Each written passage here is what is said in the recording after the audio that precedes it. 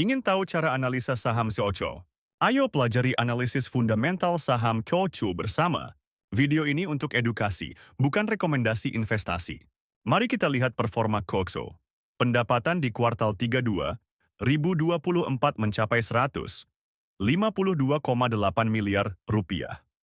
Sayangnya, perusahaan mengalami kerugian dengan laba bersih, negatif 76,1 miliar rupiah.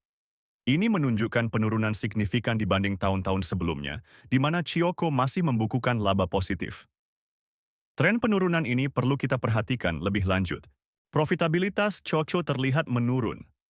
Gross Profit Margin atau GPM negatif 7,6%, Operating Profit Margin atau OPM negatif 28,9%, dan Net Profit Margin atau NPM negatif 49,8%.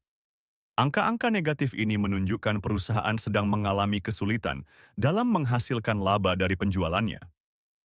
Ini kontras dengan performa tahun-tahun sebelumnya yang masih positif. Posisi keuangan COCO per kuartal 3 2024 menunjukkan total aset sebesar 437 miliar rupiah, sementara ekuitasnya 110 miliar rupiah.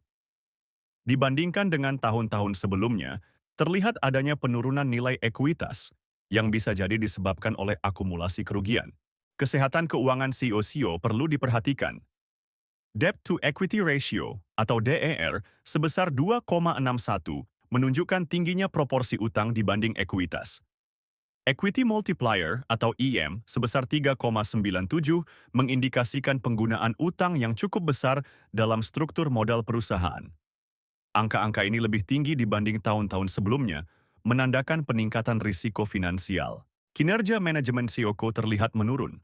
Return on Equity atau ROE negatif 40,2% dan Return on Assets atau ROA negatif 10,1% menunjukkan ketidakmampuan perusahaan menghasilkan laba dari ekuitas dan asetnya.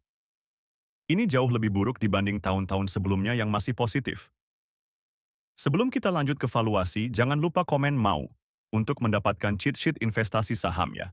Untuk valuasi PE BAN, harga wajar COCO saat ini adalah negatif 2.571,5 rupiah. Dengan harga pasar 94 rupiah, margin of safety negatif 28,4%.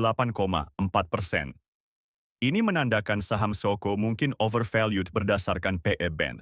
Sementara itu, valuasi PB BAN menunjukkan harga wajar Rp206,9.